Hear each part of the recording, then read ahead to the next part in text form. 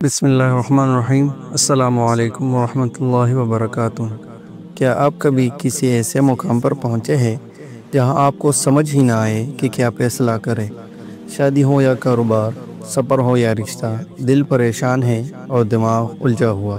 ایسے میں ایک ہی دروازہ ہے جو سکون اور رہنمائی کی ضمانت دیتا ہے، اور وہ ہے اللہ کا در۔ جی ہاں، آج ہم بات کریں گے استخارے کے بارے میں، لیکن عام نہیں، بلکہ وہ طریقہ جو ڈاکٹر اسرار احمد نے نہایت سادہ اور مؤثر انداز میں بیان کیا ہے۔ سب سے پہلے یہ سمجھنا ضروری ہے کہ استخارہ کا مطلب کیا ہے۔ تو استخارہ کا مطلب ہے اللہ تعالیٰ سے خیر طلب کرنا۔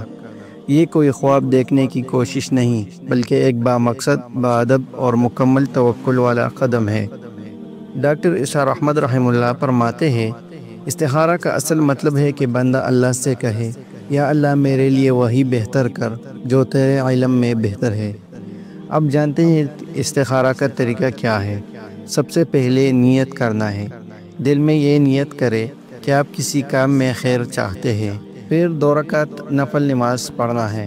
پہلی رکعت اس طرح پڑھنا ہے کہ سورہ فاتحہ کے بعد سورۃ الکافرون، جو آپ کو اسکرین پر ابھی دکھائی دے رہی ہے، یہ پڑھنا ہے۔ پھر دوسری رکعت میں سورہ فاتحہ کے بعد سورہ اخلاص، اور اس کے بعد سلام کے بعد استخارہ کی مسنون دعا پڑھنا ہے، جو آپ کو ابھی اسکرین پر نظر آ رہی ہے۔ اگر آپ کو عربی نہیں آتی اور جو عربی میں لکھا ہے وہ سمجھ نہیں آتی، تو آپ کو یہ جو ترجمہ نظر آ رہا ہے، آپ کو اس کو پڑھنا ہے اور اس سے دعا کرنا ہے۔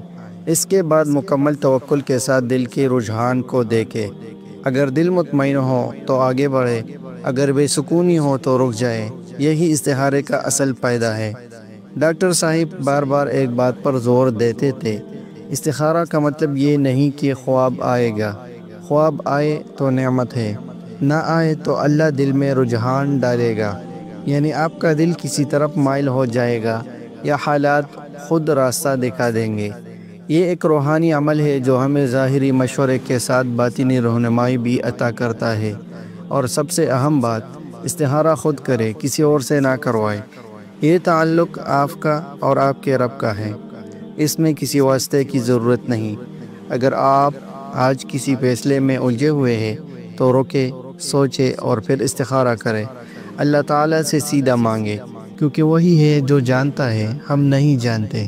اللہ تعالیٰ قرآن میں فرماتا ہے، وَعَسَىٰ أَن تَكْرَهُوا شَيْئًا وَهُوَ خَيْرٌ لَكُمْ وَعَسَىٰ أَن تُحِبُّوا شَيْئًا وَهُوَ شَرٌّ لَكُمْ وَاللَّهُ يَعْلَمُ وَأَنتُمْ لَا تَعْلَمُونَ۔ ترجمہ یہ ہے، اور ممکن ہے کہ تم کسی چیز کو ناپسند کرو حالانکہ وہ تمہارے لیے بہتر ہو، اور ہو سکتا ہے کہ تم کسی چیز کو پسند کرو حالانکہ وہ تمہارے لیے بری ہو، اور اللہ جانتا ہے، تم نہیں جانتے۔ اگر آپ کو یہ ویڈیو فائدہ مند لگے تو اسے دوسروں کے ساتھ بھی شیئر کریں، اور نیچے کمنٹ میں لکھیں توکل علی اللہ، تاکہ ہم جان سکیں کہ آپ اللہ سے رہنمائی لینے کے لیے تیار ہیں۔ اللہ ہمیں صحیح فیصلوں اور سچے تعلق کی توفیق عطا فرمائے، آمین۔